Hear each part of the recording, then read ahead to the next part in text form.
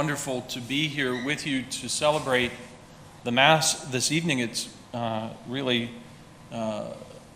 very edifying for me to see a room filled with men who are so faith-filled and who want to come out on a Wednesday to this kind of ecumenical celebration. We have Gators and Canes in the same room together. Truly, God is at work. Today, we also commemorate Saint Kateri Tekakwitha, a truly American saint, and a sign of how God's providence is at work across the divides of language and culture and personal experience. And I would say that a saint like Kateri Tekakwitha is just what our world needs today.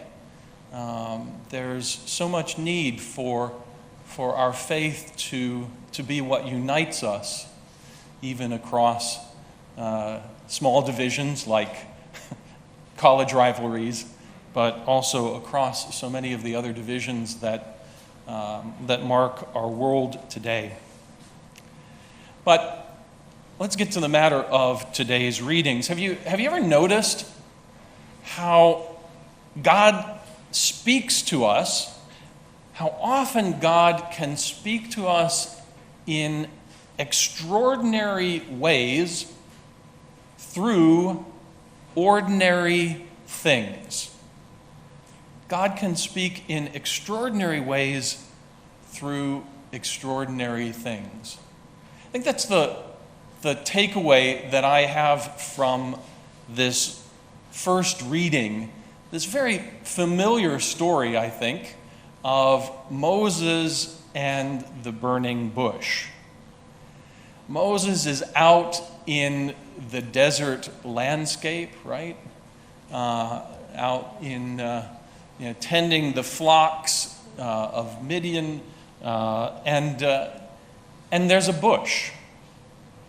There's nothing particularly weird about encountering a bush out in the landscape when you're in the middle of tending the flock, right? And it's also not particularly unusual that you might see a bush on fire. It's the desert. It gets hot. Sometimes the bushes catch on fire. To see something burning out there in the heat of the desert at the base of Mount Horeb wouldn't have been anything extraordinary. And yet Moses is somehow drawn to this. He is drawn with a sense of curiosity, and as he comes closer, he notices something a little unusual about this bush, that yes, it's on fire, but it's not getting completely burnt up.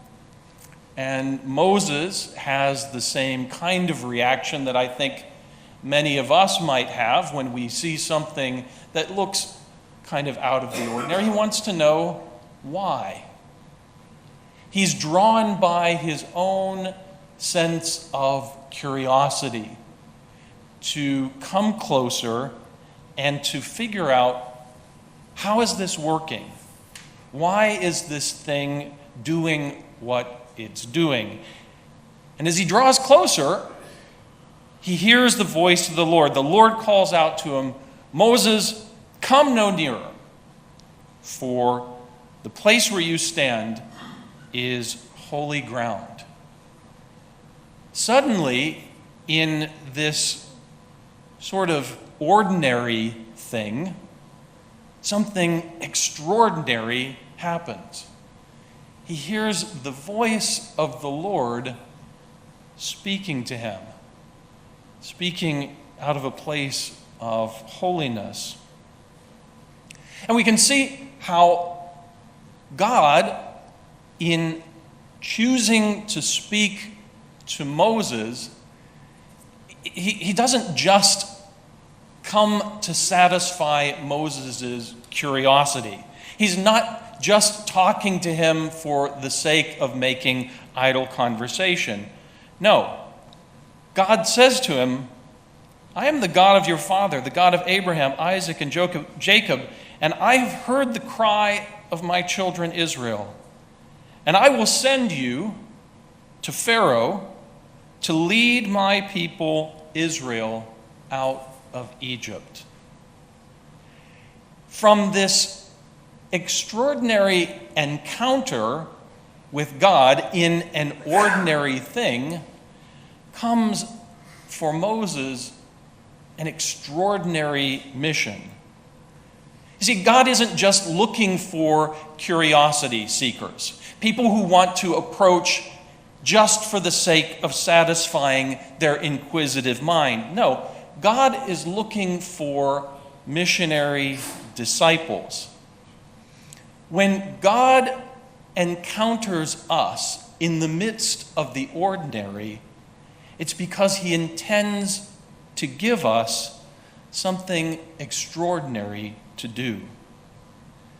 Moses, a man tending the flocks, an ordinary man, as he will say himself, is going to lead God's people out of slavery in Egypt and into their own promised land. And in doing so, Moses is going to become the type or the symbol for Christ Jesus himself. Right? Moses becomes a figure in the Old Testament to symbolize and represent and show how Jesus intended to lead the universal church, the whole world, out of slavery to sin by passing through the waters of baptism. That is, in fact, a remarkably sweeping mission. And who would have believed such a thing?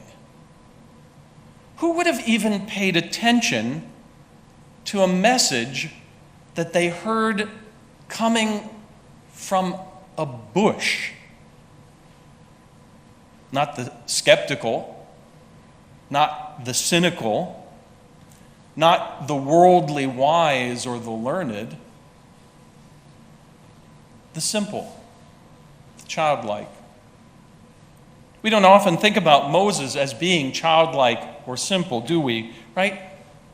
But who else would have believed that his entire life could be turned around by a talking shrub? Maybe we think that God has nothing particularly extraordinary to say to us. Maybe we think that because our lives are so filled up with ordinary preoccupations, the ordinary affairs of daily living, that God has no extraordinary mission that he wants to give to us. Maybe there are no burning bushes in our lives to call us to greatness. Or maybe we're just too smart to listen.